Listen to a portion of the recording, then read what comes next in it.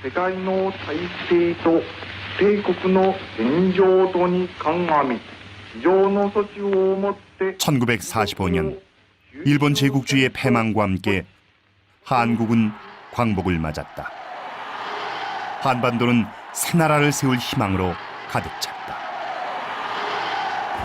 하지만 북위 38도선을 기준 그동안 천여 년 넘게 통일 국가를 유지해왔던 한민족에게 이는 대단히 이례적인 상황이었다.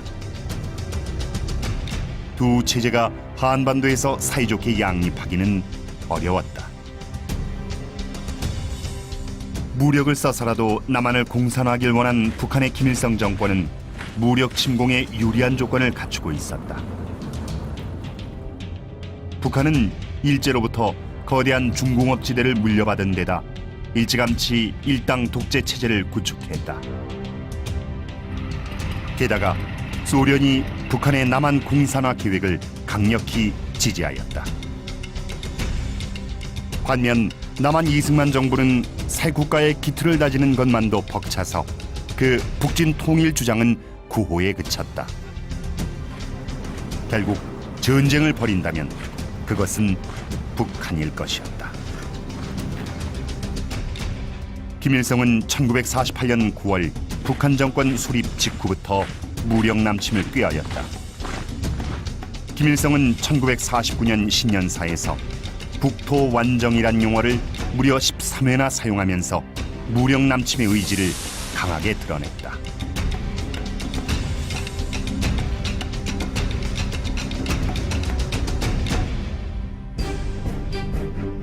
김일성은 1949년 3월 소련을 방문하여 스탈린에게 무력 남침 계획을 타진했다.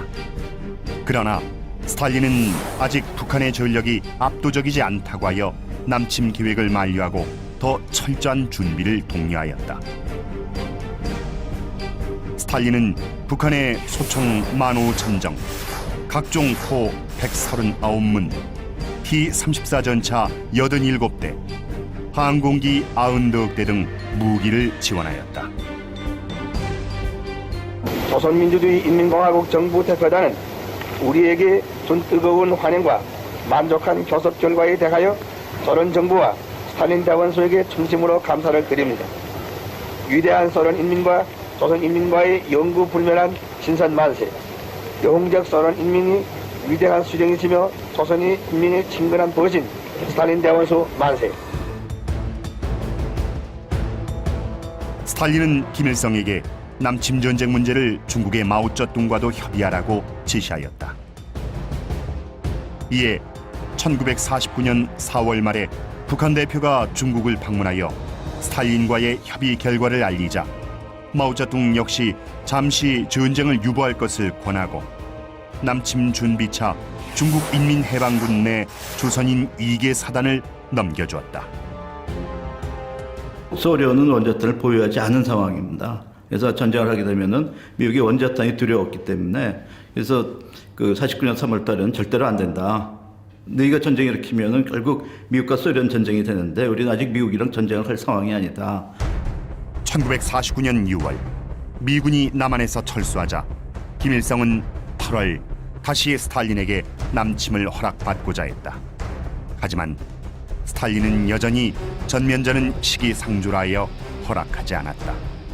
그러자 김일성은 강원도 삼척 등 일부 지역만이라도 점령하고 싶다고 청했다. 스탈린은 북한의 무력 남침보다는 남한 내 빨치산의 무장 봉기에 의해 공산화를 꾀하라고 지시했고 이에 따라 남로당은 9월에 남한 각 도시의 경찰서와 관공서, 군사령부에 대한 공격과 같은 전면 공세에 나섰다. 당시 개성, 옹진 등 38선 주변 지역에서는 빈번히 남북 간 전투가 벌어졌다. 우발적인 소규모 전투가 대규모 전면전으로 커질 수도 있었기 때문에 스탈린은 1949년 10월 김일성에게 38선 전투를 하지 말라고 지령을 내렸다. 이후 38선 전투는 소강 상태에 들어갔다. 1949년 하반기에 들어 공산 진영을 북돋우는 방향으로 정세가 변화했다. 1949년 8월 소련이 핵실험에 성공하였고 10월에는 마오쩌둥이 국공내전에서 승리하여 중국을 공산화하였다. 중국 공산화 시 미국이 개입을 포기하자 김일성은 북한의 남침 시에도 미국이 개입하지 않을 것이라고 낙관하였다. 김일성이 1950년 1월 소련 대사를 통해 남침 공격을 위한 스탈린과의 회담을 청하자 스탈린은 여전히 남침을 위해서는 철저한 준비가 필요하며 자신은 이 문제로 다시 김일성과 만날 용의가 있다고 답신하였다.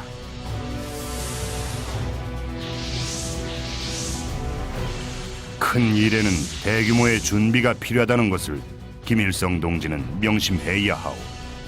이 일에 관해 만약 김일성 동지가 나와 토론하길 원한다면 나는 항상 대화할 준비가 돼 있어.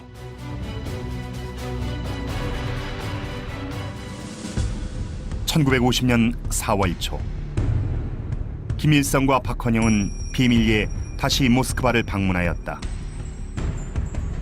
이 회담에서 스탈린은 비로소 중국이 동의한다는 조건으로 북한의 선제 남침 전쟁을 승인하였다. 여기서 중국의 동의를 조건으로 한 것은 소련이 시킨 전쟁이란 사실을 감추기 위해서였다. 미국의 참전 등으로 북한이 독자적으로 전쟁을 하기 어려운 상황이 벌어졌을 때 중국이 북한을 지원하도록 하여 소련의 지원 사실을 숨기려 하였다. 마오쩌둥 동지, 나는 북한 동지들과의 면담 시 본인은 변화된 국제 상황에 따라 북한이 통일과업을 개시하겠다는 제안에 동의하였소. 이와 관련해 이 문제는 중국 측과 북한 측의 공동 합의에 따라 최종 결정돼야 한다는 전제 조건을 달았소.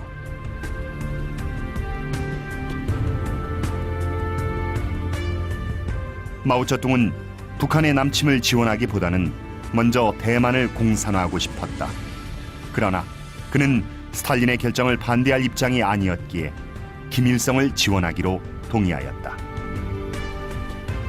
경제개혁이라든지 중국 내부의 문제를 해결하기 위해서는 반드시 소련의 지원이 경제 지원이라든지 군사 지원이라든지 그런 지원이 절실했기 때문에 어쩔 수 없이 동의할 수밖에 없는 그런 상황이었습니다. 이처럼 6.25 전쟁은 김일성과 스탈린, 마오쩌둥이 치밀하게 모의하고 계획한 전쟁이었다. 이후 소련의 군사 고문단을 중심으로 남침 공격의 작전 계획을 수립하였다. 북한의 남침 계획을 보게 되면은 3단계로 이루어져 있습니다. 첫 번째 단계에서는 서울 지역을 점령하고, 두 번째 단계에서는 대전까지 지역을 점령하고, 세 번째 단계에서는 부산 지역까지 완전히 점령하는 이러한 작전 계획이 소련 말로 작성이 되어 있습니다. 그래서 소련 군사 고문단은 남침 계획 작성뿐만 아니고 북한의 군대 편제 그리고 남침 작전을 구체적으로 지휘하는 데 깊이 관여했다고 봐야 되고 있습니다. 1950년 6월 16일 스탈린은 남침 개시 일자를 6월 25일로 승인하였다. 남침 공격 계획을 세우면서 스탈린과 김일성, 마오쩌둥이 가장 고심한 것은 미군의 참전 가능성이었다. 그 대책으로 김일성과 스탈린은 미군이 한반도에 도착하기 전에 재빨리 전쟁을 종결하기로 하였다. 즉, 전면 공격으로 재빨리 서울을 점령하고 남하하여 미군의 한반도 상륙을 막아 2개월 내에 전쟁을 끝낸다는 것이었다. 대한민국은 북한의 기습 남침에 대비하지 못하였다. 국군 지휘부는 북한의 병력과 무기의 대규모 이동 정보를 중대하게 받아들이지 않았다. 게다가 국군은 6월 초 사단장 등 지휘부의 대규모 인사 이동을 하였다. 또한 6월 23일부로 경계 강화 조치를 해제시켜 전방부대 병력의 3분의 1가량이 외출이나 농번기 휴가를 나갔다. 결과적으로 북한의 남침에 유리한 상황이 조성되었다. 트루먼 회고록에 보면 이 당시 동서냉전의 전선이 통과되었던 엘루선 열도에서부터 스칸디나비안 반도까지 전 세계에 당시 주둔해 있었던 미국 측 현지 사령관이 바로 자기 점령 지역에서 공산군의 공격이 임박해 있다, 가능성이 높다라고 보고들을 해와서 한반도에서 그와 같은 공산군의 움직임에 대해서 특별히 주의를 기울이지 않았던 것 같습니다. 1950년 6월 25일 새벽 4시 북한군은 선제 타격 작전 계획에 따라 38도선 전 전선에 걸쳐 남침을 개시하였다. 북한군은 서쪽의 옹진반도로부터 동쪽으로 개성, 동두천, 포천, 춘천, 주문진에 이르는 38도선 전역에서 공격을 개시하였다. 강릉 남쪽 정동진과 임원진에는 육전대와 유격대를 상륙시켰다. 북한의 김일성은 6월 25일 오후 1시 35분 평양 방송을 통해 남한이 이날 아침 옹진반도에서 해주로 북한을 공격하였다고 주장하며 북한은 그에 반격한 것이라고 남침을 은폐하였다. 한국군은 압도적인 화력을 가진 북한군의 기습 공격을 저지할 수 없었다.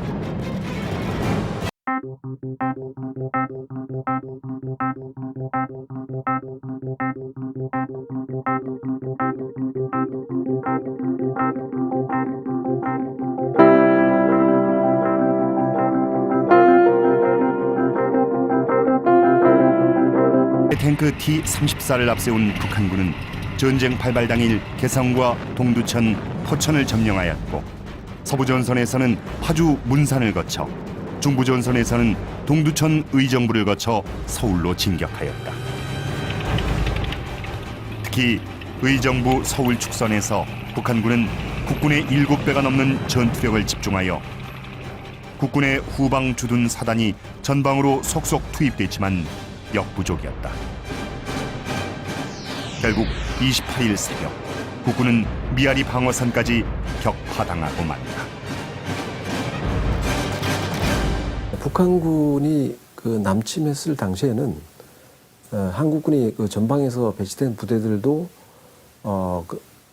공격 그 부대에 비해서 방어 이 수준이 약 한 4대 1에 정도밖에 미치지 못했고 미처 준비가 되지 않은, 특히 북한군의 탱크를 방어할 만한 그런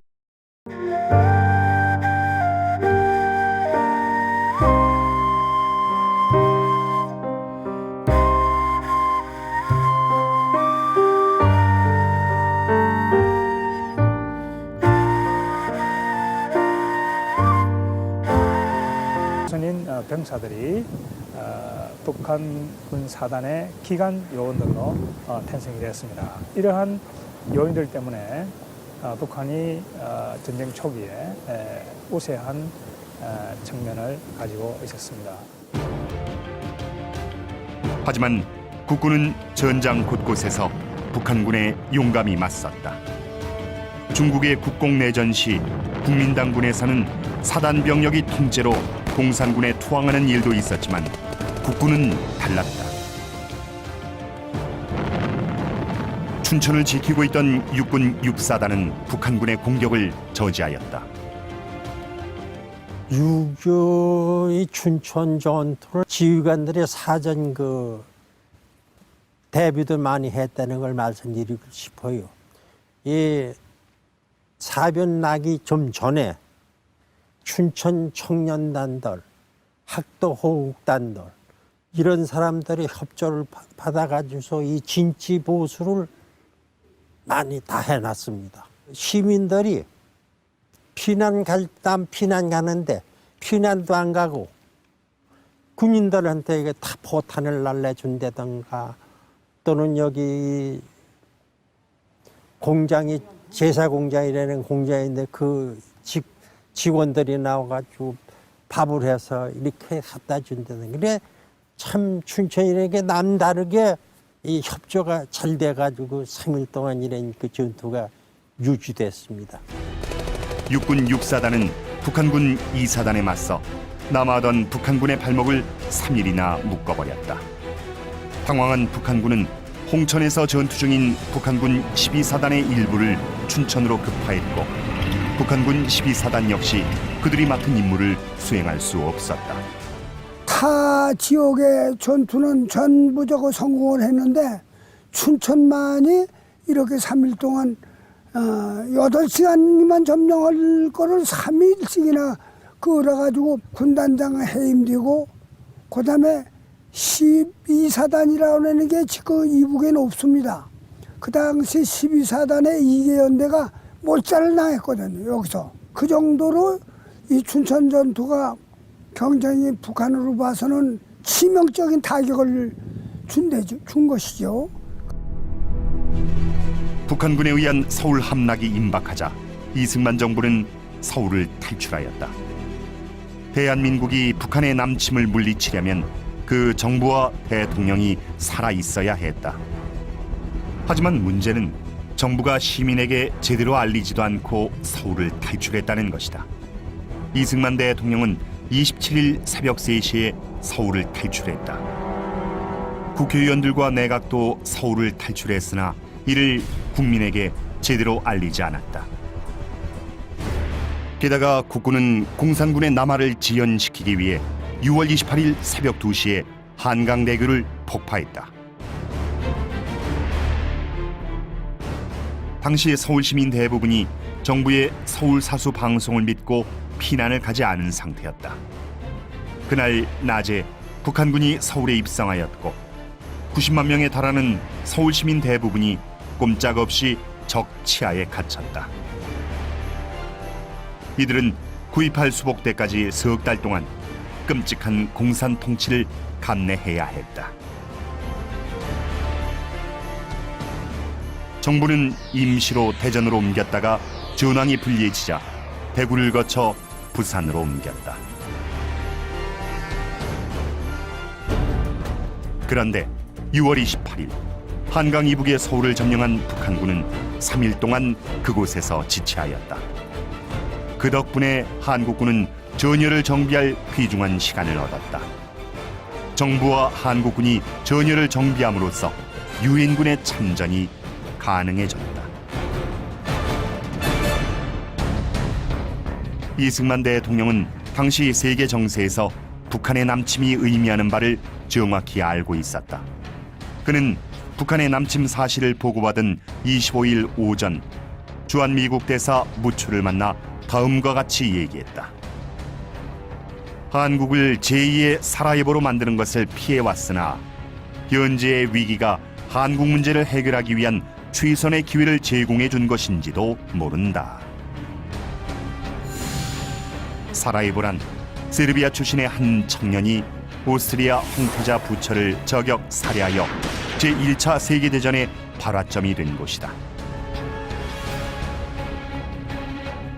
이승만은 북한의 침략이 단순히 한 민족 내부의 분쟁이 아니라 세계 자유진영에 대한 공산 진영의 공격이므로 세계 자유진영이 총 반격해야 한다고 보았다.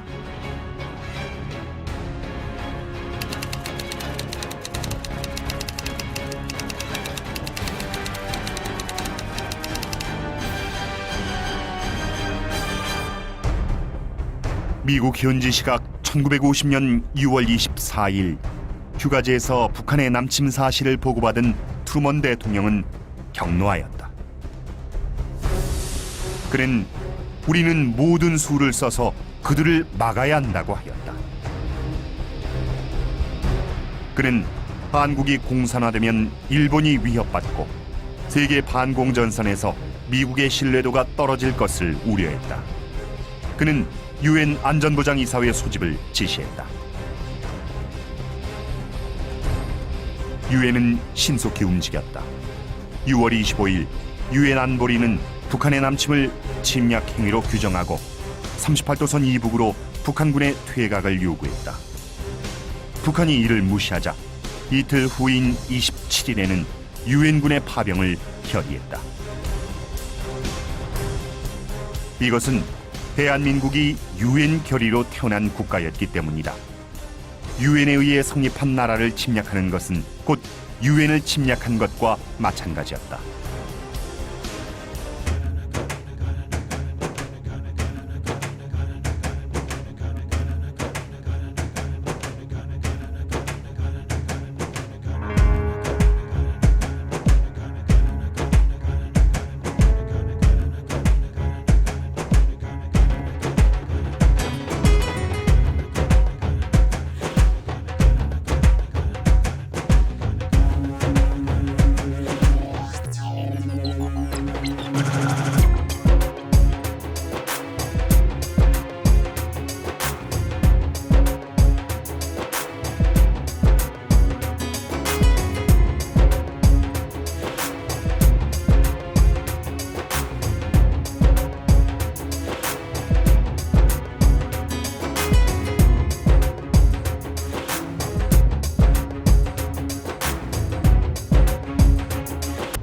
수천 마일 떨어진 작은 나라 한국에서 지금 벌어지는 사태는 모든 미국인에게 중요합니다. 공산주의 세력이 한국을 침략했다는 사실은 세계 다른 지역에서도 비슷한 공격 행동이 있을 것이라는 경고입니다. 트루만 대통령이 명시적으로 얘기하는데 이 전쟁은 스탈린이 일으킨 전쟁이다. 스탈린이 이제 자본주의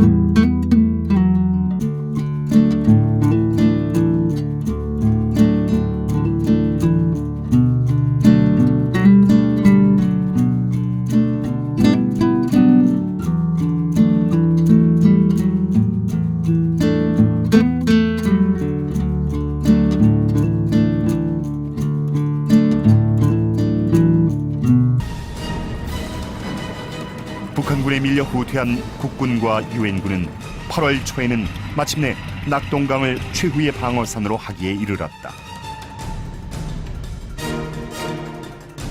대구로부터 남으로 마산까지 서남부 방어는 유엔군이, 대구로부터 동으로 포항까지는 국군이 방어를 맡았다. 국군과 유엔군은 8월 초에서 9월 중순까지 낙동강 전선에서 북한군과 혈전을 계속하였다. 제공권을 완전히 장악한 미군은 북한군에 맹폭을 퍼부었으며 지상에서는 국군과 유엔군이 북한군을 저지하였다. 특히 대구로 통하는 전술적 요지인 대구 북방 22km 지점의 칠곡군 타부동에서는 55일간이나 치열한 전투가 벌어졌다. 고지를 10여 차례나 뺏고 빼앗기며 북한군 2만 4천여 명, 국군과 유엔군 만여 명의 사상자가 나온 전투에서 국군 1사단은 북한군의 공격을 저지하여 대구를 고수하는 데 크게 기여했다.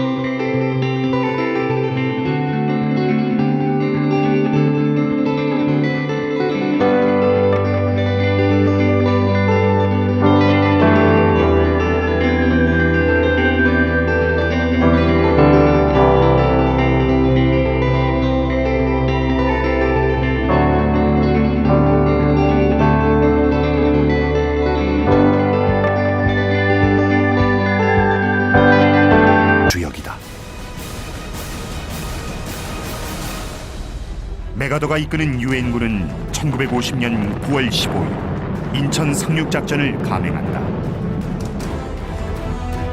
유엔군 상륙부대가 한반도 중부에서 북한군의 퇴로를 차단하면 낙동강 전선의 유엔군이 대반격을 한다는 계획이었다.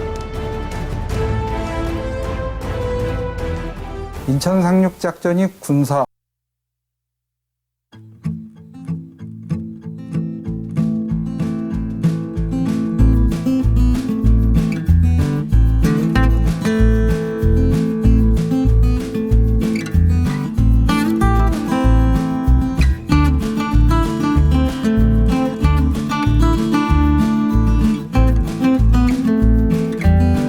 라고 평가할 수 있습니다. 상륙작전 후 전세가 완전히 역전되었다. 유엔군과 국군은 9월 28일 서울을 수복했다. 이제는 38선을 넘어 북진할 것인가가 문제였다. 이승만은 북한의 침공으로 38선은 없어졌으며 이 기회에 북한 정권을 몰아내야 한다고 생각했다. 이승만은 9월 말 대구의 육군본부에서 한국군 지휘관 회의를 소집하여 국가의 최고 통수권자로서 북진 명령을 내렸다. 그에 따라 10월 1일 강릉 방면의 국군 3사단이 최초로 38선을 돌파했다. 10월 7일엔 유엔군이 38선을 넘었고 그 뒤 유엔 총회가 이를 추인하였다. 8월부터 우리가 어디까지 공격을 해야 되느냐, 그에 대해서 논의를 하기 시작합니다. 첫 번째 시각은 북진을 해야 된다. 이미 북한이 전쟁을 일으켰기 때문에 38선은 없어진 것이다. 없어진 것이기 때문에 우리가 올라가도 된다. 올라가서 그 침략자들을 응징을 해야 된다. 그게 이제 첫 번째 주장이었고, 두 번째 주장은 조심해야 된다. 왜냐하면은 우리가 올라가게 되면은 중국이나 소련이 참전할 가능성이 있기 때문에 두 가지 설이 이제 같이 논쟁을 벌이다가 결국은 미국 정부에서 9월 9일, 50년 9월 9일 국가안보회의, NSC죠. 국가안보회의에서 결정을 하게 됩니다. 38선 이북 진격을 하기로 결정을 하게 됩니다. 근데 이거는 이제 미국에서 결정을 한 거고, 유엔군이 38선을 넘기 위해서는 유엔에서의 새로운 결의안이 필요했습니다. 10월 7일에 유엔 결의안 총회에서 결의안이 나오고 10월 19일 국군 1사단이 가장 먼저 평양에 입성했다. 국군 중 선두부대는 압록강에 도달했고 유엔군도 한반도에서 공산군을 몰아내기 위한 마지막 공세에 몰입했다. 모두들 전쟁이 막바지에 이른 것으로 생각했다. 이제는 거꾸로 김일성이 멸망 위기에 몰렸다. 10월 1일 김일성은 다급히 스탈린과 마오쩌둥에게 구원을 요청하였다.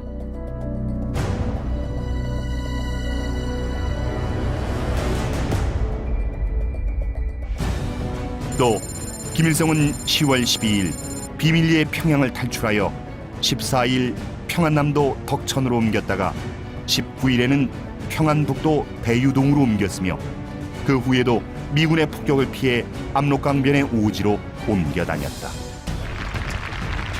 소련과 중공은 참전을 결정하였다.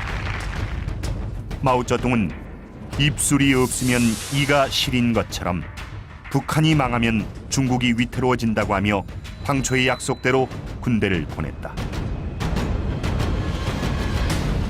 스스로 북한을 돕기 위해 지원했다는 조선의용군이란 이름으로 1950년 10월 19일 펑더화이의 지휘 아래 1차로 30여만 명의 병력이 압록강 3개 지점을 거쳐 입북하기 시작하였다.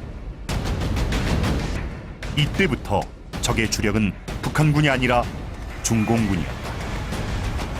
한국군의 작전권을 유엔군이 가진 것처럼 북한군의 작전권도 사실상 중공군에게 넘어갔다. 중공군은 일본군과 또 장제스의 국부군과 싸우면서 전투력이 강해진 군대였다.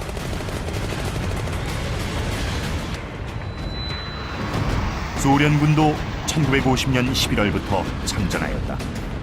소련군은 공군을 참전케 했다.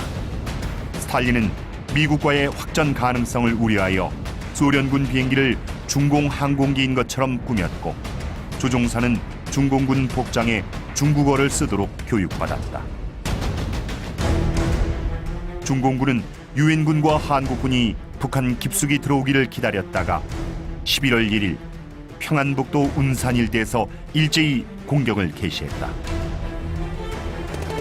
미처 대비하지 못한 유엔군은 큰 피해를 입었다.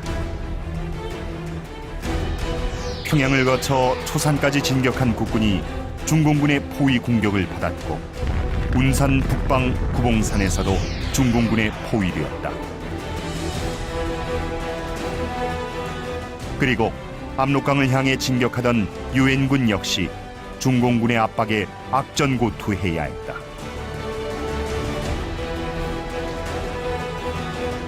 (10월 25일) 생포한 중공군 포로의 진술 내용을 무시하고 중공군의 출현을 과소평가한 유엔군의 피해는 아주 컸다.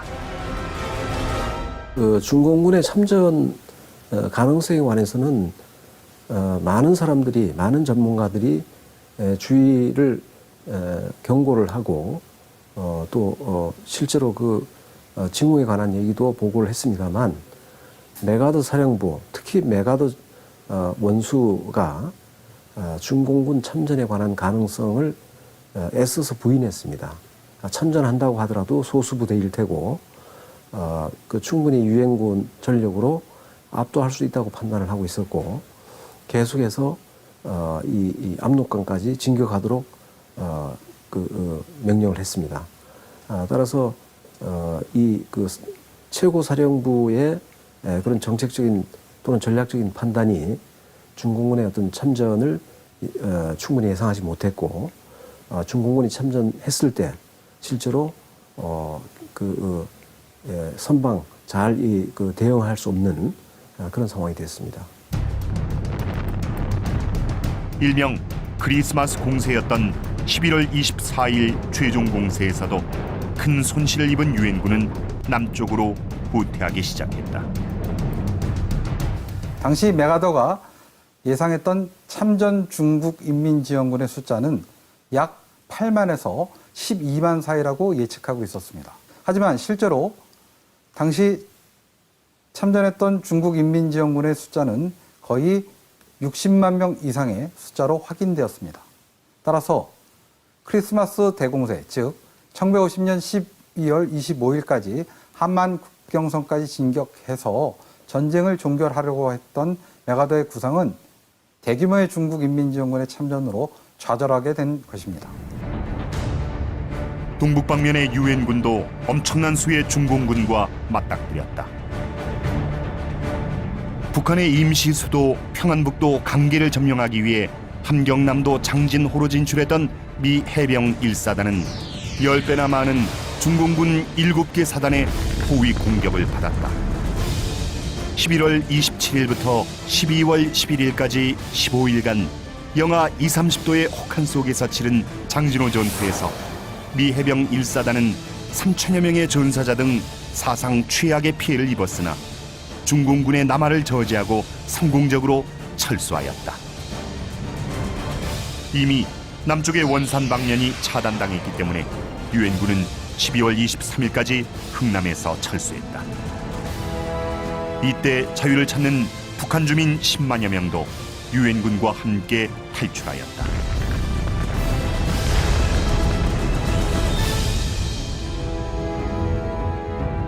결국 1951년 일사후퇴로 서울을 중공군에 내주었다. 중공군은 경기도 평택까지 밀고 내려왔으나 다시 유엔군이 반격하였다. 유엔군은 1951년 3월 15일 중공군에게서 서울을 되찾았고 열세를 몰아 3월 말엔 38선을 회복하였다. 1951년 4, 5월 중공군의 춘계 공세 이후 양측 모두 무력으로 상대를 굴복시킬 수 없다는 것이 분명해졌다. 쉽게 합의되지 않았다. 유엔군은 공산권 포로의 자유의사 귀환을 원칙으로 했다. 이에 대해 공산 측이 반발하여 한동안 휴전회담이 결렬되었다. 하지만 미국, 소련, 중공 모두 휴전을 원했다. 1953년 3월 휴전회담이 다시 열렸다. 이때부터 이승만의 휴전 반대가 시작되었다. 이승만은 북진 통일의 기회가 무산된다고 하여 휴전에 반대했다. 그는 정전회담에서 한국군 대표를 철수시켰다. 정전 시에는 국군의 작전권을 회수해서 단독으로 국군을 북진시키겠다고 위협했다. 휴전에 반대하는 시위대가 미 대사관에 난입하는 일도 있었다. 하지만 이승만의 진짜 속내는 안전보장 없는 휴전을 반대하는 것이었다. 휴전 후 미군이 철수하면 한국은 또다시 소련, 중공의 후원을 받는 북한의 침략 위험 아래 놓이게 될 것이기 때문이었다. 휴전회담이 개막된 직후부터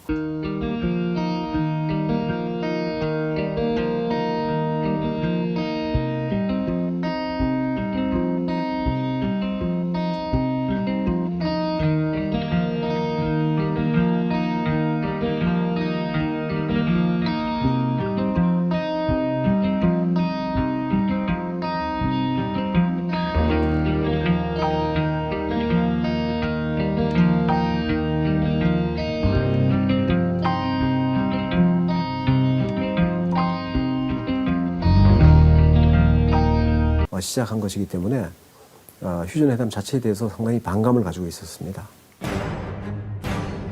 미국은 골치 아픈 이승만을 제거하고 새로운 정부를 수립하는 계획까지 검토했다. 하지만 이승만의 반발을 무마하기 위해 한국의 안보를 보장하는 쪽으로 방향을 틀었다. 그러나 더 확실한 약속을 원한 이승만은 1953년 6월 18일 초강수를 구사했다. 2만 7천여 명의 반공 포로를 전격 석방한 것이다. 경악한 미국이 미군 철수로 위협하자 이승만은 이번엔 유화책을 썼다. 정전 결정에 따를 터이니 그에 앞서 한미 상호 방위 조약을 체결해달라고 했다. 이승만의 끈질긴 투쟁은 미국으로 하여금 한국의 전략적 가치를 재평가하게 만들었다. 미국은 정전 후 한국의 안전을 보장하기로 약속하였다. 53년 6월 달에 반공 프로를 두 차례에 걸쳐서 석방했던 것도 이런 미국의 소극적인 그 자세에 대해서 압력을 넣고 방위조약 체결에 대한 입장을 관철시키기 위해서 그랬던 것이죠. 실제 그것이 주요했습니다. 53년 7월 초에 이제 아이젠하워 대통령이 로버트슨이라는 특사를 보내가지고 이승만 대통령을 달래면서 한미 상호 방위조약을 체결해 주기로 하고 그 전제 하에서 휴전 협상을 받아들이고 그리고 앞으로 있을 54년 5월 달의 제네바 정치회담 거기에 대해서도 협조를 하는 것으로 그렇게 이승만 로버트슨 조인트 커뮤니케를 발표하거든요. 우여곡절 끝에 1953년 7월 27일 오전 10시 판문점에서 정전협정이 체결되었다. 3년 1개월 2일 1129일 동안 계속됐던 6.25 전쟁은 휴전 상태로 들어가게 되었다. 6.25 전쟁은 또한 대한민국의 국민의식을 형성하는 중요한 계기가 되었다. 1950년 여름 남한 주민은 공산 치하를 경험하면서 자유민주주의의 소중함을 절실히 깨달았다. 남한 주민은 대한민국 국민으로서의 귀속의식과 애국심을 갖게 되었다. 북한 공산 집단은 약 20만 명의 남한 젊은이들을 인민군으로 납치하여 사지로 몰아넣었고 농촌에서는 이미 완료된 농지 개혁을 다시 했으나 농민에게는 아무런 실익이 없는 일이었다. 그리고 토지를 농민에게 나눠준 대가로 현물세를 징수했는데 경작지 한 평당 작물의 포기수, 포기당 이삭수, 이삭당 나달수를 계산하여 이것들을 일일이 곱한 후 내야 할 평당 세금을 산정했다. 뿐만 아니라 매일 집회를 열어 국민들을 동원하고 소위 반동분자를 뽑아 즉결 인민재판으로 학살하였다. 이처럼 북한의 점령 통치는 매우 가혹한 것이어서 짧은 기간이나마 민주주의 체제를 경험했던 남한 주민들의 증오와 원성을 낳았고 주민들로부터 외면당했다. 한편 6.25 전쟁 휴전 후 한미 상호 방위 조약이 체결되어 한국의 안보 태세가 굳건해졌다. 한미 상호 방위 조약은 1953년 10월 1일 미국 워싱턴에서 체결됐고 1954년 11월 17일에 정식 발효되었다.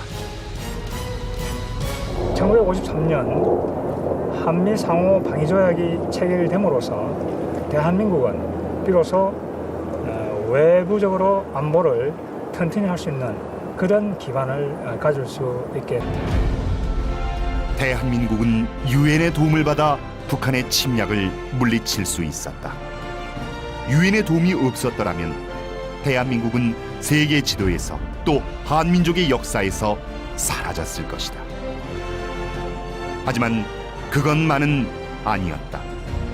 한 나라 국민이 자신을 지키려는 의지와 헌신이 없는데 외국군이 홀로 그 나라를 지킬 수는 없는 법이다. 대한민국 정부와 국군, 국민이 나라를 지키려는 강한 의지를 갖고 숭고한 헌신을 하였기에 대한민국이 살아남을 수 있었다.